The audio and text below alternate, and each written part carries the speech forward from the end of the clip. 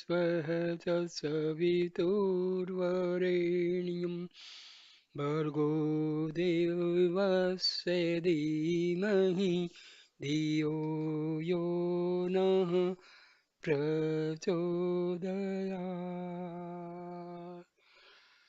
अरुणाचल शिवा अरुणाचल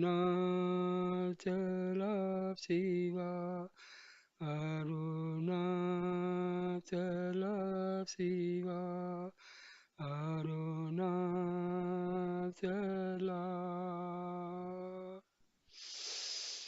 ॐ भूर्भुवः स्वः तत्सवितुर्वरेण्यं भर्गो देवस्य धीमहि धियो यो नः प्रचोदयात्। ॐ शान्ति शान्ति शान्ति।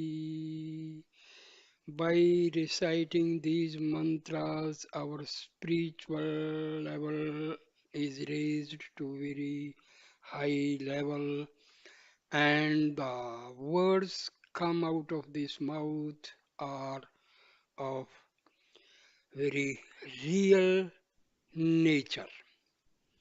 So, dear friends, today I am giving you a video on Arunachala Akshara Manamalai of Maharishi Sri Bhagwan Ramna. So I start the video. Most of Bhagwan Sri Ramna's compositions were written in answer to a query put, a doubt raised, or a request made by some devotee or other. Some of them came out of him as the expression of an inner urge. He was no author in the ordinary sense of the term. The truth he saw, he revealed to those who wanted to have a glimpse of it. When Sri Ramana was staying at the Virupaksha cave on the Arunachala hill, the devotees who were then with him desired that he should compose a song which they could sing while going out for begging alms. But there was no response then. Subsequently, however, when he was walking round the sacred hill one day with devotees following him, the litany Arunachala Aksarmanamalai, being divinely inspired, welled forth from him spontaneously. Referring to the manner of this composition, he himself later on said that it was not the result of any premeditation or conscious cogitation, but that it came out of his heart unexpectedly and spontaneously. Of the hymns on Arunachala composed by Sri Ramana, the Arunachala Akshara Manamalai was the earliest. The very name Arunachala had fascinated Sri Ramana right from his childhood. It was in search of Arunachala that he had left his home as a lad of 17. In the note that he left behind, he had stated that he was going in quest of his father and that no one need go after him. After arriving at Tiruvannamalai, he stayed there till the end of his earthly life. To him, Arunachala was no mere hill. It is the visible symbol of the Absolute Spirit. He found no contradiction between his Advaita experience and devotion to Arunachala. In fact, there can be no opposition between jnana and bhakti at the highest level. That view which holds that there is no place in Advaita for either God or devotion is clearly mistaken. There is an old Sanskrit verse which says that it is by the grace of God that even the inclination towards Advaita comes to a few. What is called God in the language of religion and mysticism is the same as the absolute of Advaita. In bridal mysticism, the devotee considers himself to be the bride of God. He employs the intimate language of love in conversing with his Lord. All the processes connected with carnal love are observed to take place between the devotee's soul and the bridegroom, except the carnality. The devotee pins for cringes, cajoles, chides, and quarrels with the beloved. There are courtship, union, separation, and reunion. In that phase of mysticism, which is known as bridal mysticism, the mystic revels in the love play with the divine. The culmination of this sadhana, however, is the realization of non duality. Love is never satisfied so long as the dualistic consciousness lasts. Where two-ness is, there is no true love. Love is oneness. Ananda is Advaita. The Atma is Rasa. In Sri Ramna's love litany, we have this clearly taught. Even in the first verse of the hymn, he speaks of the I am Arunachala experience. When love matures and realizes itself, there is nothing but Arunachala. Arunachala is all is Arunachala.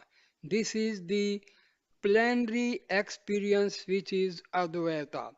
The title of this lyric poem, Arunachala Akshara Manamalai, means the bridal garland of letters for Arunachala. Manamalai is the wedding garland which symbolizes the union of the bride with the bridegroom. It also means sweet scented garland. The poem is called Akshara Manamalai because the initial letters of the verses of the hymns are in the alphabetical order. Akshara Manamalai may also mean the garland that serves as the insignia of marriage with the undecaying, that is Akshara. Akshara means that is not destroyed. Anything which is not destroyed is known as Akshara. Lord, the phrase contains the name of Bhagwan Sri Ramana too, Akshara Ramana. It is significant that the hymn is composed of 108 verses, a number that is supremely sacred. Innovation. As I offer the bridal garland of letters to the Lord Arunachala, protect me, grace bestowing Ganpati, by extending a lifting hand. This is an invocation to Ganpati, the remover of all obstacles. The invocation is made so that the purpose of this poem may be fulfilled, viz., to bring about the union of the soul with God, or in other words, to effect the realization of the non difference of the Jiva from Brahma. The bridegroom word is Arunachala. The phrase can also be taken to mean Arunachala Hara. The bride is the devotee's soul. The latter longs to meet the Lord and become one with Him. In order to symbolize this union, she makes a garland of letters and fervently hopes that this would be accepted by the Lord. Fearing that there may be obstacles in the way, she prays to Ganpati for success in her mission. Refrain. This is the mantra or theme of this grand litany. It is recited at the end of each verse. Even those who are not acquainted with the verses join in the recitation of this mantra in chorus.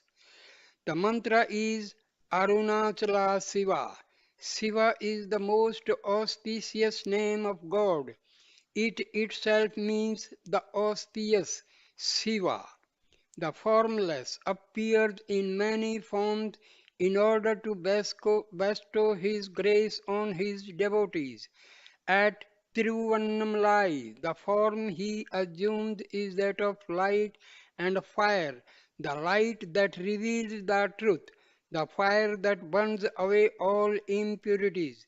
There is a legend according to which Shiva appeared as a column of light at this place, and Brahma and Vishnu failed to discover the top and bottom, respectively, of this column. The source of Linga worship is to be traced to this legend. The Linga is the symbol of the luminous Shiva, who has neither beginning nor end. The Arunachala hill is itself a linga of Shiva. It is believed that in Krita Yuga it was hill of fire, in Treta Yuga a hill of gems, in Dwapara Yuga a hill of gold, and that in Kali Yuga it has become a hill of stone. To mark the association of the hill with fire, a lamp is lit at its top once a year. Arunachala, the fire hill, is the symbol of the immutable reality. To the devotee, Arunachala is the bridegroom. O Arun, now first verse meaning. O Arunachala, dost root out the anxiety of those who think I am verily Arunachala. It is God's grace that leads to self realization. The culmination of devotion, bhakti to God lies in the realization of the non dual spirit. Arunachala, the Supreme God, is the self of the so called individual soul. What prevents the soul from realizing this fact is the ego, born of ignorance. The ego, the pseudo I, has usurped the place of the real I. Usurped means it has stolen. The real I, God, the soul, identifying itself with the ego, has estranged itself from God. The purpose of devotion is to remove this estrangement and bring about the recognition of God as the real I. The final realization is of the form I am Arunachala. I and the Father in heaven are one. Here the word I denotatively and connotatively means God and not the ego. The supreme identity is the end of even bhakti. In some of the bhakti schools, four paths are taught: the path of the servant, Dasa Marga, the path of the good son, Satputra Marga, the path of the friend, Sakha Marga, and the path of good union, San Marga. Here the grading is on the principle of lessening the distance between the devotee and the deity. The goal, therefore, must be the annihilation of even the least distance between the soul and God. In other words, the aim is the realization of the supreme identity. What stands in the way of this realization is the ego, and what causes the ego to appear is ignorance. Devotion to God results in the destruction of ignorance, the root cause of the ego. Verse number 2. O Arunachala, like the words Ajgu, Tamil for beauty, and Sundra, Sanskrit for beauty, let me and thou be completely non different. Non-difference is the goal of bhakti. The so-called Jiva and Iswara are one in reality. The oneness of the two, however, is not as endowed with adjuncts but as free from them. The Jiva's ignorance makes for the difference. When the ignorance is removed, the oneness is realized. Arunachala and the Bhakta, God and soul are not two subspecies determinatis. An example of apparent difference and essential non-difference is given. The Tamil word Asgu means beauty. The Sanskrit word Sundara also means the same. One who knows either language alone may imagine that the two words have different meanings. Most language controversies arise out of ignorance. When one realizes the identical connotation of the two words, one would know that it is evil to be misled by difference in expression. Note. Asgu and Sundra were the names respectively of Sri Ramna's mother and father. Verse number 3. O Arunachala, what a wonder this, that thou didst enter my mind and rescuing me, holdest, holdest me captive in the cave of thy heart. The mind which is but a cluster of desires.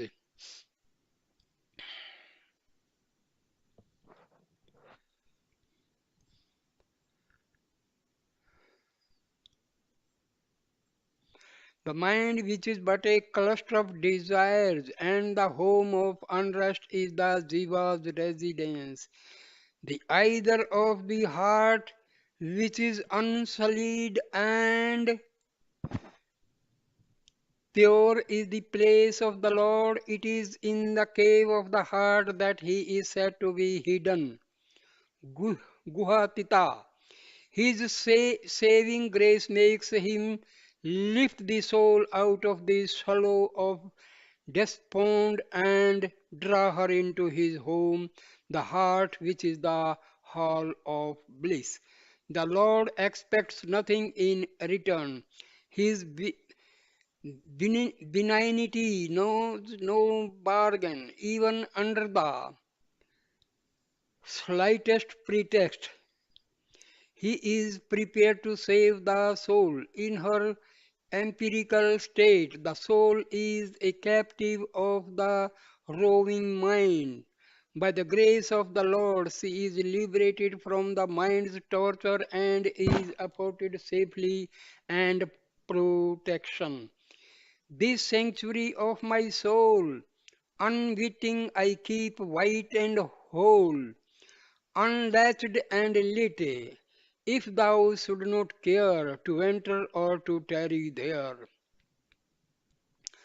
Sri Ramana left his parental home as a boy of 17, being rescued by Arunachala and remained unwaveringly thereafter at Tiruvannamalai. Verse number 4. O Arunachala, for whose sake didst thou rescue me? If now thou dost reject me, the world will accuse thee. God saves the soul by bestowing His grace upon her for no purpose of His own. He has nothing to accomplish, no end to achieve. It is for the soul's sake that He rescues her from bondage. Having rescued her, He will protect her forever. But the devotee soul is in doubt. having had to pay bitterly for her association with her fleeting companions, the denizens of the world, and having now regained the grace of the Lord, she is apprehensive that divine protection may be withdrawn from her. So she appeals to the good sense of her Lord. Do not reject me, saying, "You are no good, you have this defect and that." Having drawn me unto you, it is not proper that you should send me away. If you desert me, what will be the whole think of you? It will certainly blame you, and you pretty well know that it is interested in blaming you, and is only looking for a chance, at least for the fear of public opinion. You should not be inconstant to me. Verse number 5. O Arunachala, save thyself from this accusation.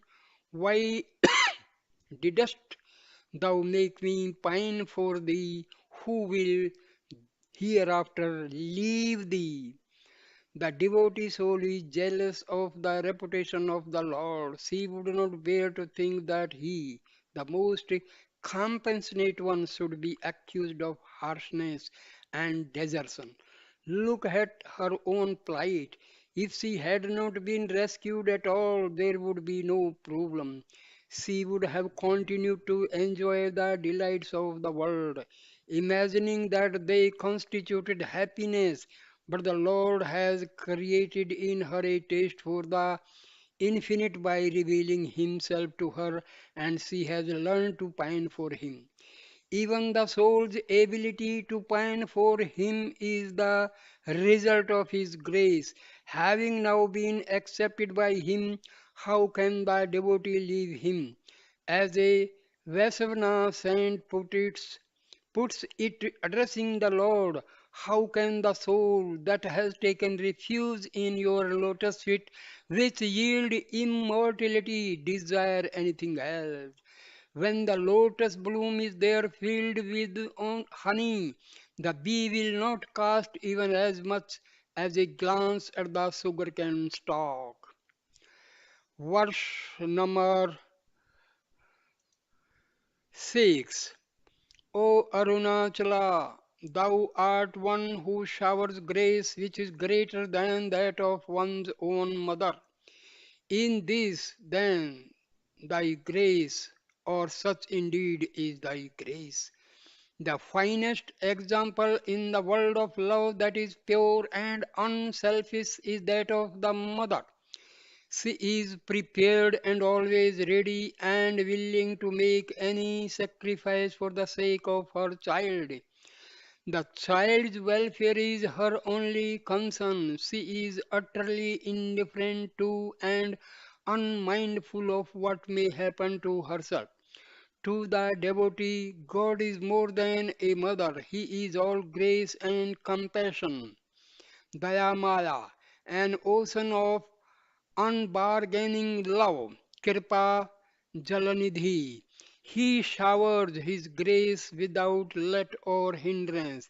He expects nothing from the devotee soul, nor even her allegiance.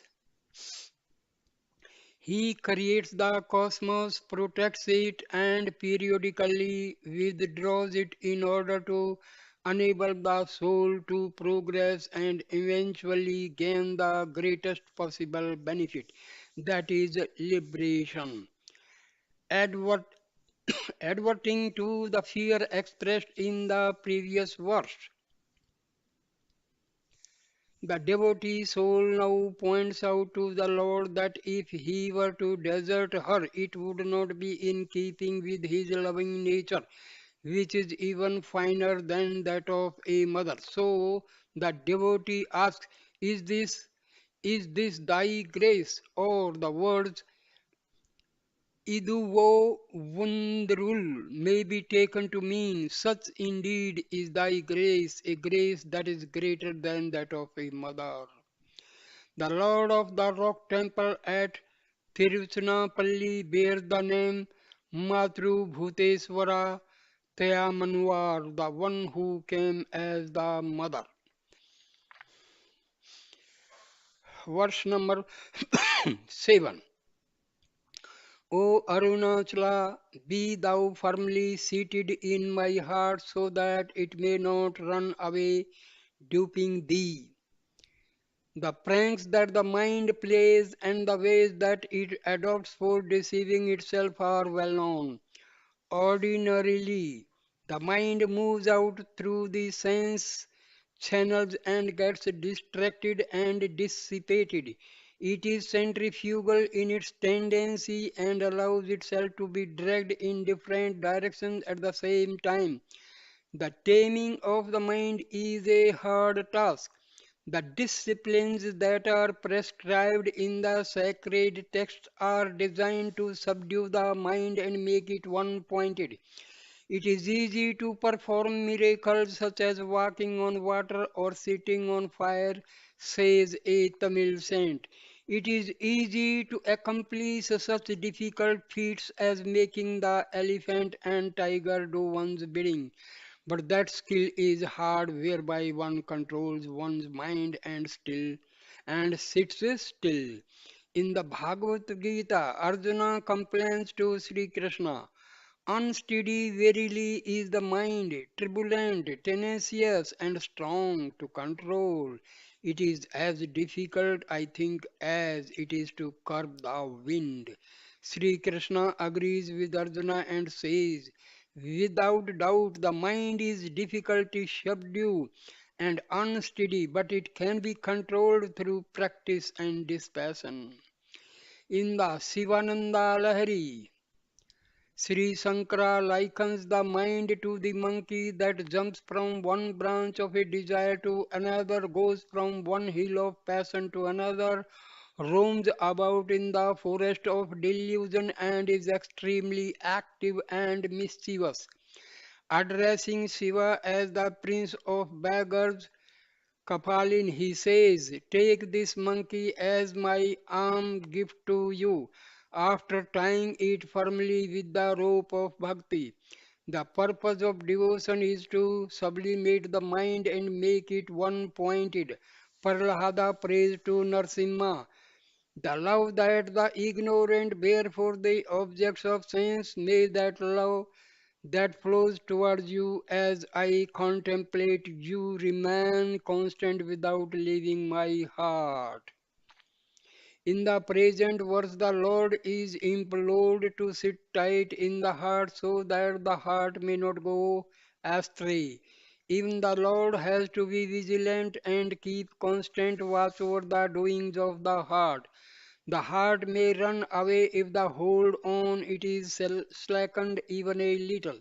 It is deceitful and may want to deceive even God, deceiving you. If the words are split as Unneye Matri, the phrase would mean changing or transforming even you. Verse number 8. O Arunachala, reveal thy beauty so that the mind which is by nature roving may get quiescent, seeing the uninterruptedly. The mind runs without rest. It revolves round the objects of sense, imagining that its happiness lies there. As desires arise, it seeks to fulfill them, hoping to derive satisfaction that way. But the more it gets, the less contemplate it becomes. The faster it runs, the more it re- the more restless it finds. All this mad rush for sense objects is born out of a false view which presents those objects in an attractive way. It is the bliss that is the self Atmananda that is reflected in the objects Vishyananda, and it is this reflection that fascinates the mind. The shadow is mistaken for the substance, the dry bones for the juicy flesh. The mind gets disappointed each time it gains its wish, yet the lesson is repeatedly forgotten, and the same story of striving, gaining, and losing goes on. In order that the mind may be weaned from sense objects, God is implored to reveal His beauty. In truth, there is no beauty other than God.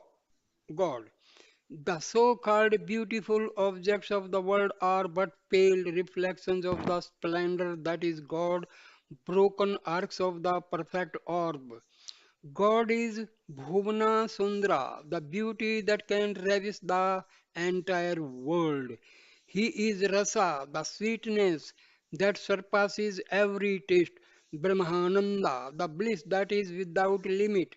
Nitya Nitatisaya Sukha, happiness that is never excelled. The saints who have seen God have described him as a Manmatha Manmatha, the Cupid of Cupid, and Madana Mohana, the beauty of beauty. For the sake of saving souls by enticing them, God is born in the world as Avatara. The names of avatars as Rama and Krishna indicate their purpose also, which is to bring delight into the hearts of beings. Shiva as Sundresha, the Lord of Beauty, is said to have performed his sports in Madurai, the city of sweetness, so that all might be happy. Sometimes God taken an awful form in order to show that there is beauty even in ugliness. Looking at the Narsimha, man lion form of the Lord, Lakshmi began to shudder and was afraid to approach it. But the boy Prahlada danced with joy, ran to the Lord and sat on his lap. Sri Krishna revealed to Arjuna his cosmic form, Visvarupa, after granting him the divine eye, Divya Chaksu. Arjuna could not stand the sight of the Ghora Rupa, frightful form, for long and prayed to Sri Krishna to resume his normal and usual form. In order to captivate even the ordinary mind, God has to take a comely form. It is then that the mind is likely to leave its vain pursuit of the fleeting pleasures of the world and lie quietly contemplating the beauty that is God. Verse number 9. O Arunachala, if thou dost not join me now, destroying my equity, is this thy manliness? The devotee soul appeals to Lord to join her and make her his own. She has come of age and is now mature. She has also chosen the Lord as her consort and would think of no one else. It is now time for him to come and take her under his protection. Not being able to bear isolation anymore, she cries out to the Lord, imploring him to come. It is only He, the bridegroom, that can destroy the soul's virginity, which is equity. The devotee soul takes the liberty of rebuking the Lord, saying that if he does not do his part, he would forfeit his title to Purushottam being the supreme male. Verse number 10. O Arunachala, why this sleep? While others are dragging me, does this become thee? The rivals to the Lord are the senses and their objects. They drag the soul even though they have no right to do so. The control over her is illegitimate, belonging to the class of not self as they do. They ought not to get into an alliance with the soul. But the ignorant soul, forgetting her spiritual nature, consorts with the senses and their objects. The latter hold her captive to their whims and fancies. When the soul realizes her sorry plight, she becomes a devotee and remembers that she belongs to the Lord. If she belongs to the Lord, why has he not come to her rescue? Has he gone to sleep? Why should he be indifferent when she is seduced by others? This is not fair. He has all the power and strength required to save her. So she rebukes her Lord. Why do you sleep when something that intimately belongs to you is being misused? This is an insult not so much to me as to you. You are the Lord, and it is your inalienable duty, inalienable duty to safeguard my honor. Verse number 11.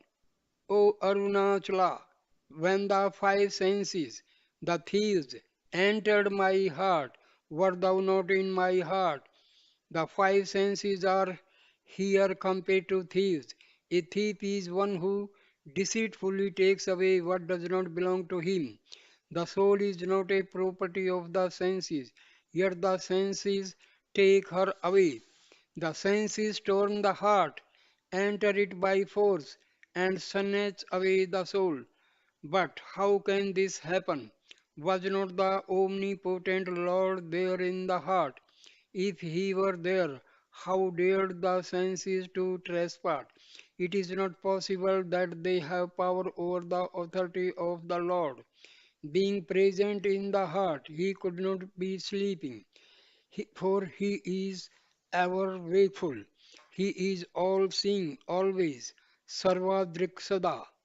Shall we say that he was not present? But how can that be, since he is present everywhere? In the following Sanskrit verse, the passions are compared to thieves, desire, anger, and greed. These thieves reside in the body in order to steal the wisdom gem. Therefore, be awake, be awake. Verse number 12. O Arunachala, deceiving thee, who art one without a second, who will come in? This indeed is thy guile. If it is not possible to assume either that the Lord was not asleep or that he was not absent when the sense thieves entered the heart, what is the conclusion one is inevitably led to? It is this wish that all this is the Lord's Maya. He cannot be deceived. Who or what is there to deceive him, since he is all? He is one without a second. The world of plurality is his play. The world drama, including the dance of the senses, must therefore be his device for awakening the soul from her stupor. One of his appellations is that he is the stage manager of the drama of deceit. Kapta Natka Sutra Dharin. The, the Staradvya called him the Lord of Thieves. Taskramanpati. Verse number 13. O Arunachala, thou art the meaning of the sacred syllable Om. Thou art without an equal or superior. Who can understand thee? By innumerable names has God been designated. To signify this is usually said that he has 1,000 names. Of all these names, the most appropriate is the sacred syllable Om, called Parnava. Parnava is his name, says the Yoga Sutra. The Mandukya Upanishad begins by saying, Om is all this, what was, what is, and what will be. It is also what transcends the threefold time. The sound Om consists of three letters or matras, A, U, M. This is also a fourth part which is soundless amatra. The three letters stand respectively for the three manifestations of the self, both in the order of individual existence and in the order of cosmic appearance.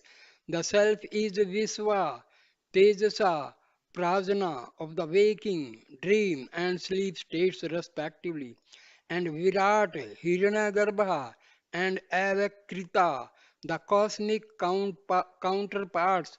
Om is what is beyond these as well as also their inner reality, Turiya, the fourth. Om is the name of the nameless. It is a name and yet not a name. Hence, it is the nearest to the nameless reality. The absolute reality has no form, but limited and formed as we are. We have assigned myriads of forms to it. Myriad means many. Of all these representations, the linga is the most appropriate because it has form and yet no form. While the other representations have their particular names, the linga signifies simply the sign or symbol. The origin of the linga is traced to the column of light in the form of which God appeared as Arunachala. So the original linga is Arunachala. What linga is among spatial representations of God that Om is among his names. Arunachala is thus the meaning of the sacred syllable Om. Since Arunachala is all, there is nothing that is equal to him, nor anything that is superior to him. He is not one among many, he is the one without a second. Addressing the Lord, Arjuna says in the Bhagavad Gita, there is no one equal to thee. How can there be anyone that is superior? The Vedanta teaches that God or the Absolute is the sole reality. It is not easy to understand this reality. Brahma is that whence speech and mind return, not being able to reach. It is the transcendent reality that defies description. It is that which the mind is powerless to understand, but which yields to mind the power of understanding. It is the mind of mind, the understanding of understanding. Verse number 14. O Arunachala, bestowing on me thy grace like a mother, to redeem me is thy duty. In verse 6, God was described as one who is more than a mother. Here again there is the comparison with mother. A mother's love is the summit of human love. We who approach God from the human angle do naturally apply to Him all that is best and noblest in human nature.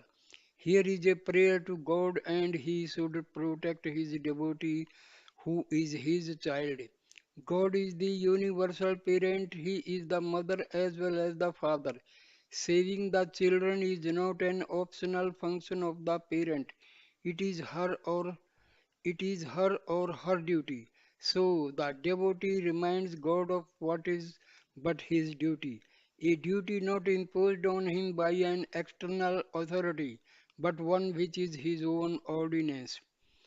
The expression unwaypole may also be taken to mean as on mother, when the interpretation of the text would be this: as you bestowed grace on mother, so bestow it on me too and save me. That is your duty. The reference here is to the story of Parvati gaining half the body of Shiva at Arunachala. Verse 15. O Arunachala, being the eye of the eye, without eye thou seest. Who can see thee see? Of all the sense organs, as the saying goes, the most important is the eye. What light is for the external world, that the eye is for the living individual. The eye is even more important than light, for what is the use of light if there be no eye to see? The eyes may be wide open and in a sound condition, but if the mind be absent, they cannot see. While without the eyes, the mind can see. Without the mind, the eyes cannot see. In dreams, the physical organs do not function, but the mind creates its own organs and causes experience. The mind, too, is not an independent light, it borrows luminosity from the self. In sleep, the mind does not function, yet there is experience, the experience of the non existence of objects. That experience is the self. God is the self. The I that never fails. As Sri Ramana says in the 40 verses on existence, the self is the endless I. Antamilak Khan. In the present verse, he observes that Arunachala is the eye of the eye, answering a question about the moving power behind the sense organs and mind. The Kena Upanishad seeks to indicate the nature of that power which is Brahma by saying that it is the ear of the ear, the mind of the mind, the speech of the speech, the breath of the breath, the eye of the eye. The third eye assigned to Lord Shiva is a symbol of the fact that the Supreme is the eye of the eye. The eye derives its ability to see from God, but God does not depend on the eye for seeing. God sees without the help of the eye. God, the self, is pure experience.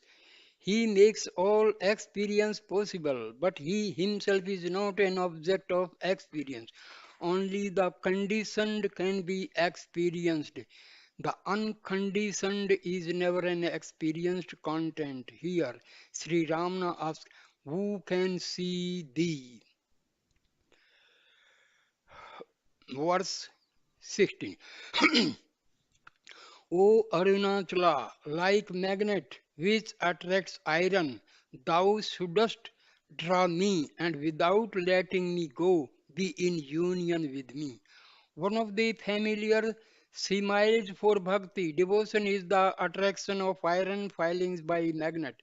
This figures as one of the five found in a verse of Shivananda Lahiri. The seeds of the Ankola tree on falling to the ground go and attach themselves to the trunk of the tree. The needle sticks to the magnet. The chaste woman thinks constantly of her Lord. The creeper winds itself onto a tree. The river flows unceasingly towards the ocean. When the mind in a similar way remains at the feet of God without moving from there even for a moment, that is bhakti. The point to be noted about the simile of the magnet is that without itself moving, the magnet draws the needle unto itself. The nature of the needle is such that it gets influenced by the magnet. God is the unmoving Achyuta principle, yet his influence moves the devotee soul, who in turn seeks him alone to the exclusion of all other ends. Here in this verse, the soul longs to lose herself in the being of God. She implores her Lord to engulf her so that there may be no individuality left in her. The union viewed from the side of the soul is sometimes compared to that of water with water, milk with milk. Verse 17. O Arunachala, ocean of grace in the form of a hill, graciously bestow thy grace on me. The Lord appeared as the hill of light. The analogy of the hill is designed to remind us of the majesty, magnificence, and magnitude of God. The splendor of Arunachala is immeasurable. He is beyond the reach of speech and mind. Even the gods could not gauge his greatness. He seems to stand afar, towering over everything. He is transcendent, yet he is immanent. There is nothing nearer than he, for he is the self of all.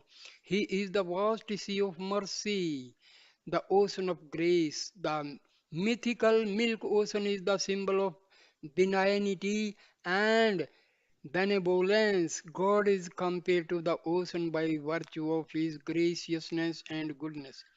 If he is the height of wisdom, he is the depth of feelings also.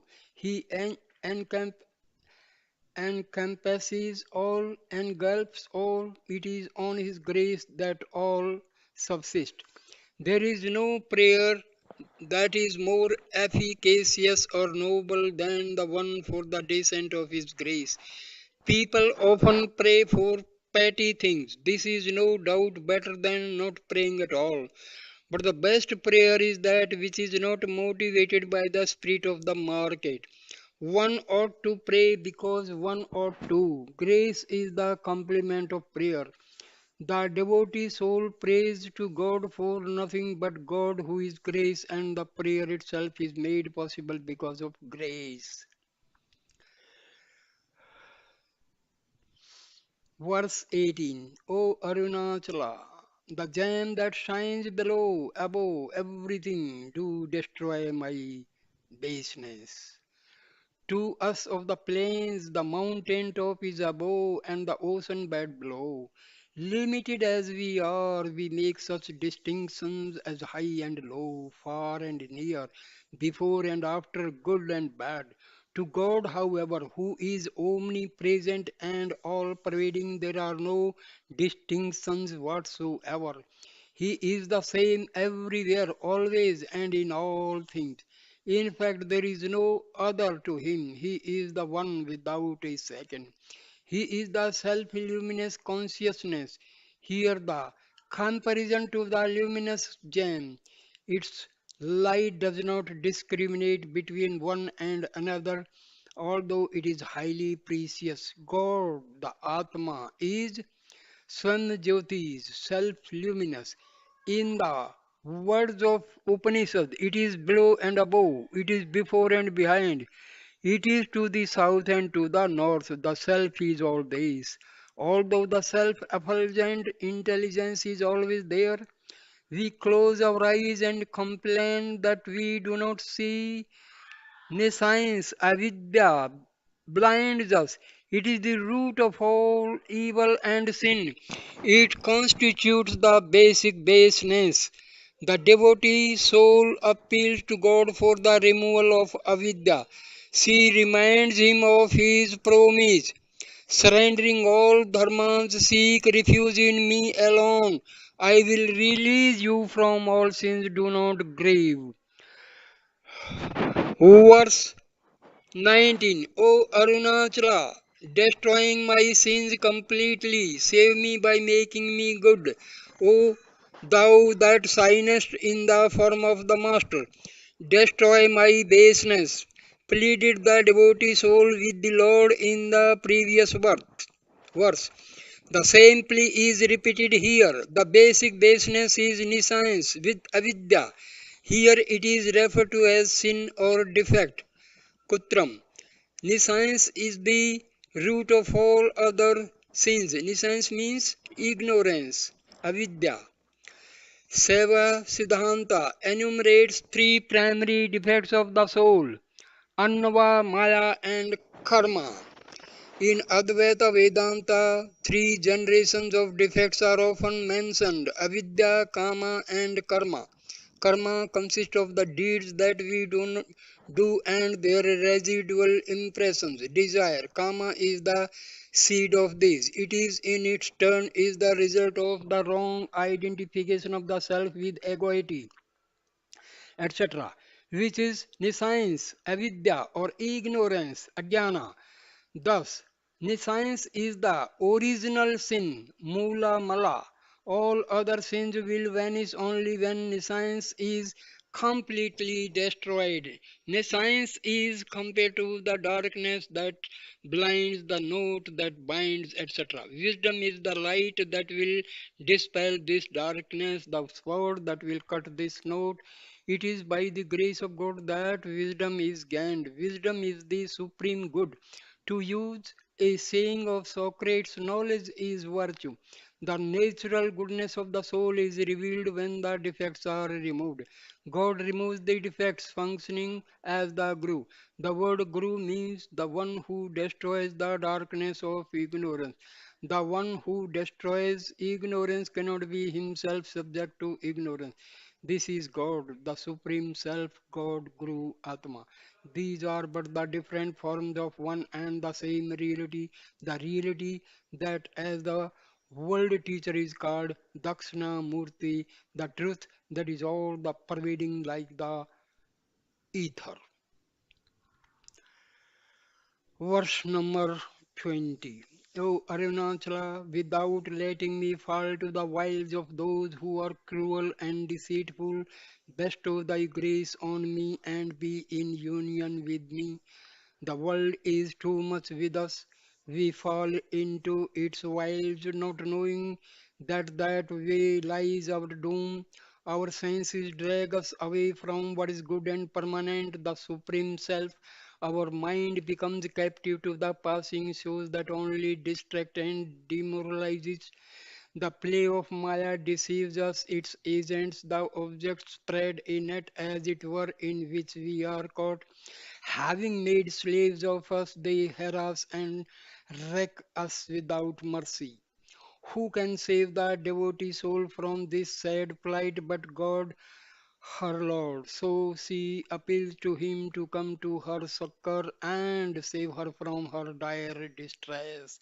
If only she could get reunited with her Lord through his grace, no harm would happen to her. Verse number 21. O Arunachala, although I implore thou as one deceitful, dost not show mercy, saying, do not fear, bestow grace on me. This is praise in the form of blame, ninda stuti. It is not that God is deceitful or that he is unmerciful. Arunachala has already been described as the ocean of grace. If the field has not been prepared and if the needs seeds do not sprout, it is not the fault of the gentle rain. The defects residue in the soul prevent the descent of grace. The devotee soul who has turned Godward realizes this fact and prays to the Lord for removal of the defects. In the course of her journey, she becomes impatient sometimes and accuses the Lord for her delay. Let him not even run immediately to the soul to save her. Let him at least give the assurance that she needs no fear. Let him promise her protection from fear. Abhya Pradana. Verse number 22. O Arunachala, bestow thy grace without tarnishing, thy blemishness, fame forgiving without asking. The devotee soul continues to invoke the grace of the Lord. In the case of an earthly Lord, one has often to ask explicitly what one wants from him. For one thing, he may not know what is wanted from him. For another, even if he knew, he may not be able to give it. The characteristic of a finite person is that he has little knowledge and less power. God, on the contrary, is omniscient and omnipotent. He knows the needs of all beings and has the power to satisfy them. Such indeed is his greatness. If he does not now come to the succor of the pining devotee soul, what will happen to that greatness? What will people think of Lord? Will they not either belittle his knowledge or accuse him of heartlessness? So, at least to safeguard his reputation, he should shower his grace on the devotee soul. Verse number 23. O Arunachala, grant thy grace that I may become mad with joy drinking thee, the genuine juice as from a fruit on the palm of one's hand.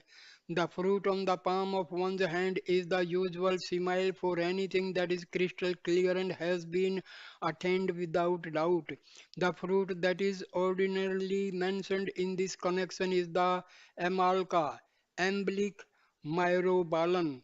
In the present context, however, a fruit like the grape would be more appropriate. God is compared to fruit juice because of his delight-giving nature.